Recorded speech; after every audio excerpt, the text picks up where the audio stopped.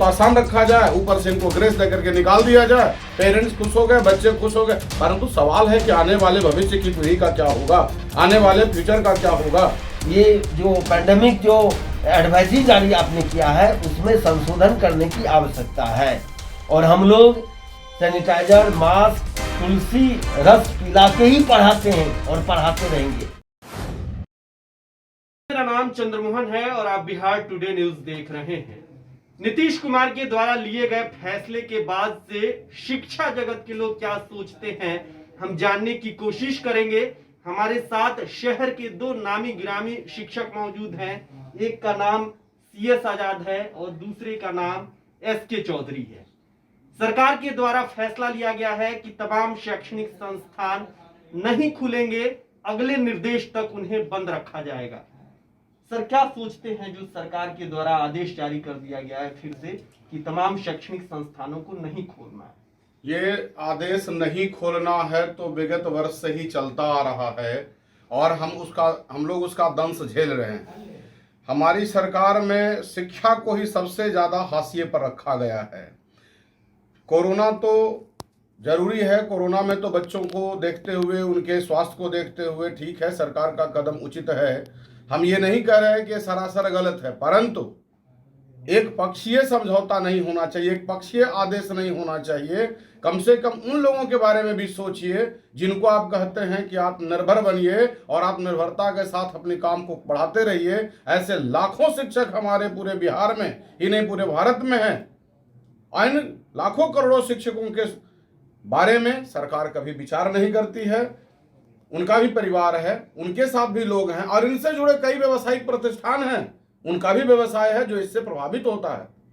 आप बंद कीजिए, उसका एक मानक तय कीजिए, जो लोग नहीं माने उन पर ताला जड़ दिए। जैसे आप व्यावसायिक संघों को आदेश दिए है ना कि अगर आप मास्क नहीं लगाते हैं, अगर आप MCO को फॉलो नहीं करते हैं तो आपको 8 दिन के लिए सील कर दिया जाएगा। इसी तरह का कुछ आप कीजिए, क्योंकि शैक्षणिक संस्थान को सरकार एक व्यावसायिक संस्थान के रूप में मानती है। फिर इसके साथ इस तरह से दोगली नीति क्यों, इसके साथ ये स्पेशल पक्षपात क्यों? पूरा बंद कर दीजिए, बाकी आप कहां से करेंगे? सरकार उन शिक्षकों के बारे में कभी विचार नहीं करती है। शिक्षा का स्तर गिरता चला जा रहा है। सरकार आती है, रिजल्ट में ग्रेस देकर पास कर दिया जाता है बच्चों को, गार्जियन खुश हो जाते हैं, मेरा बच्चा 80% लाया 7, परंतु जो लेवल है, जो गुणवत्ता है, गुणवत्ता का बहुत ज्यादा गिरावट हुआ है विगत कई वर्षों से। और इधर कोरोना काल से गुणवत्ता के नाम पर तो कुछ रहा ही शायद नहीं, क्योंकि बच्चे शिक्षक संपर्क में आ नहीं रहे हैं, उनको वो चीज मिल नहीं रहा है। एग्जाम होता है, ऊपर से आदेश है क्वेश्चन का लेवल बहुत आसान रखा जाए, ऊपर से इनको ग्रेस दे करके निकाल दिया जाए, पेरेंट्स खुश हो गए, बच्चे खुश हो गए। परंतु सवाल है कि आने वाले भविष्य की पीढ़ी का क्या होगा, आने वाले फ्यूचर का क्या होगा।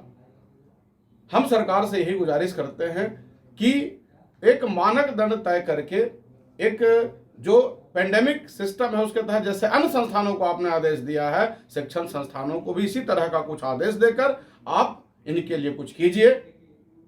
दूरी बनाकर हम बच्चे को बैठाएंगे, हम भी बच्चे से कम प्यार नहीं करते हैं। माँ बाप के बाद अगर, या उनसे पहले के, ये मेरा भी स्थान आता है, एक दूरी बनाकर, मास्क लगा, सैनिटाइजर लगा के, तुलसी का उनको बूंद पिला करके तब जाकर के उनको क्लास में एंट्री देते हैं, बिठाते हैं और तब पढ़ाते हैं। हम भी समझते हैं वो मेरे बच्चे भी हैं, परंतु सीधा आदेश इस प्रकार का हिटलर शाही आदेश कि बंद कर दिया जाए और उसके बाद कोई खोला भी तो पुलिस महकमा खोज कर सबको और अपना पैसा बनाने में लगा हुआ है। तो इसलिए सारे शिक्षण संस्थान सरकार की इस नीति के खिलाफ हैं। सरकार को इस पर विचार करना चाहिए। सरकार को इस पर विचार करना चाहिए। हमारे साथ SK चौधरी जी भी हैं। क्या प्रभाव पड़ा है सरकारी आदेशों का? वर्तमान समय में सरकारी आदेशों का प्रभाव इस प्रकार, जो सरकार के द्वारा जो इस प्रकार के सामंती जो नीति अपनाई गई है, जो कोरोना काल से ही लेके, कोरोना काल ने अपितु विगत 2019 में जो पटना में जो बाढ़ आई थी, जो जल जमाव हुआ था, उस समय से ही। लेकिन कोरोना काल में मैं सरकार से ये पूछना चाहता हूँ, जो आप सिनेमा घर में आप 50% उपस्थिति पर आप सिनेमा घर को खोल रहे हैं और कई प्रकार के प्रतिष्ठान उद्योग धंधे को खोल रहे हैं। 7 बजे तक आपने दिया, जो 7 बजे तक जो है खुली रहेगी, 7 बजे के बाद बंद हो जाएगी। तो मैं पूछना चाहता हूँ, विद्यार्थी जो आते हैं 18 से लेके 35 वर्ष के उम्र तक के, हम सभी लोगों के यहाँ विद्यार्थी आते हैं, जो सिविल सेवा की तैयारी करते हैं वो 30 से 35 वर्ष के होते हैं। जो इंटरमीडिएट और मेडिकल इंजीनियरिंग की तैयारी करते हैं, नीट की तैयारी करते हैं, वो रहते हैं आपको 18 से लेके 25 के बीच में। तो इन लोगों के पास इस प्रकार का कौन सा कोरोना है जो इन्हीं लोग हमारे यहाँ आ जाएंगे और जगह नहीं जाएगा कोरोना? ये बहुत संशय की बात है।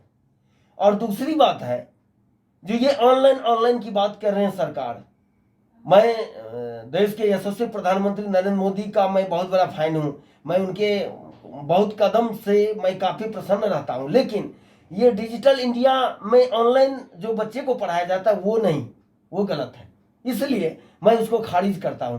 बहुत सारे स्टूडेंट हमारे डिप्रेशन में चले गए, बहुत सारे स्टूडेंट्स हमारे मानसिक रोगी हो गए, रात में नींद नहीं आती है, एटिवेन टेबलेट खाना पड़ता है। और ये अगर स्थिति रही तो पूरे बिहार में हर डिस्ट्रिक्ट में 10-10 मानसिक चिकित्सालय खोलना पड़ेगा, डॉक्टरों की कमी हो जाएगी, हमारे बच्चे ही पागल हो जाएंगे तो हम क्या करेंगे? और अगर किसी को बच्चे से स्नेह है तो हम सभी शिक्षकों से ज्यादा स्नेह किसी को नहीं है, क्योंकि मेरा जो सबसे ज्यादा फी है वो बच्चे सक्सेस हो जाते वही मेरा फी होता है। मैं गरीब को भी पढ़ाता हूँ, लेकिन अनअकैडमी, बैजू और ऐसे बहुत सारे बहुतायत मात्रा में जो ऑनलाइन है वो पैसे लेकर ही पढ़ाते हैं। जब बच्चे से पूछते हैं जो तुम तो अनअकैडमी में पढ़ा है, बैजू में पढ़ा है, सर कुछ समझ में नहीं आई, आंख दर्द करने लगा, सर दर्द करने लगा, मोबाइल फूट गया, इस कारण से गार्जियन से लड़ाई भी कर लिए, इवन मारपीट भी हो जाती है, मैं जानता हूँ इस चीज को। इसलिए मैं आपके माध्यम से बिहार ये जो आपका जो बिहार न्यूज टुडे है उसके माध्यम से मैं संवाद पहुंचाना चाहता हूं आपके माध्यम से, माननीय नीतीश जी, अभी भी आप ये जो पैंडेमिक जो एडवाइजरी जारी आपने किया है उसमें संशोधन करने की आवश्यकता है। और हम लोग सैनिटाइजर, मास्क, तुलसी रस पिला के ही पढ़ाते हैं और पढ़ाते रहेंगे। ये जो आप बैजू का जिक्र कर रहे हैं, आखिर बैजू है क्या? बैजू सर ये सफेद पोषधारी के रिश्तेदार हैं, मैं इससे ज्यादा नहीं बोलूंगा। सफेद पोषधारी के रिश्तेदार हैं, ये सारे लोग कैपिटलिस्ट हैं जिसके इशारे पर सिस्टम चलता है। और बैजू कुछ नहीं है, जुम्मे जी में 8 दिन हुआ बैजू को, मुझे तो 25 वर्ष हो गया, मैं तो डायमंड मनाने का मेरे मतलब संस्थान का समय हो गया 25 वर्ष। लेकिन मेरा जहां तक अनुभव है, मैं कहता हूं जो ऑनलाइन सक्सेस नहीं है, जब तक गुरुकुल पद्धति अपनाएंगे, ये भारत है, भारत में बहुत सारे, भारत में पुष्प पौधे की पूजा होती है, पीपल की पेड़ की पूजा होती है, जड़ चेतन में सब जगह व्याप्त है। ये आप सफेद पोशों की बात कर रहे हैं, तो क्या आपको लगता है कि ये भी एक साजिश है? हाँ बिल्कुल, इसमें कोई दो राय नहीं, ये साजिश है, ये बिल्कुल साजिश है, सोची समझी साजिश है। कुछ लोग पैसे बनाने के चक्कर में भारत के युवाओं को डिप्रेशन में डालने में लगे हुए हैं, भारत के युवाओं को पागल बनाने में लगे हैं। मैं व्याकुल होकर बोल रहा हूँ, और ये ऑनलाइन चलता रहेगा तो बच्चे हमारे डिप्रेशन में जा रहे हैं। मैं भारत सरकार के माननीय प्रधानमंत्री जी से मैं निवेदन करता हूं और माननीय मुख्यमंत्री जी से, बिहार सरकार से, ये ऑनलाइन सिस्टम ध्वस्त कर रहा है बच्चे के जीवन पर, बच्चे के खान पान पर, बच्चे के आचार विचार पर। बच्चे जब बात करते हैं तो झल्ला के बात करते हैं, इसलिए मैं खारिज करता हूं सीधे से। मैं नहीं, अपितु हम सभी शिक्षक गण। क्या चाहते हैं आप लोग फिर? हम चाहते हैं सरकार एक एडवाइजरी जारी करे।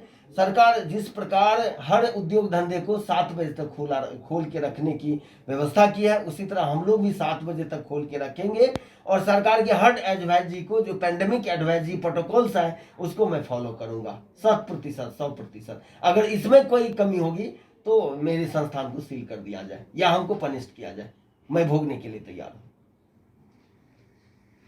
तो आप सुन रहे थे एसके चौधरी और CS आजाद जी को, जो पटना में ही अपना निजी कोचिंग संस्थान चलाते हैं। उनका कहना है, उनका मानना है कि सरकार जो अन्य संस्थानों के लिए नियम कायदे कानून लाई है, उसी के अनुसार शैक्षणिक संस्थानों के लिए भी एक आदेश जारी किया जाए, रूल रेगुलेशन बनाया जाए, ताकि तमाम शैक्षणिक संस्थानों को खोला जाए और उसमें बच्चे आए और प्रोटोकॉल का पालन करते हुए अपनी पढ़ाई पूरी कर सके।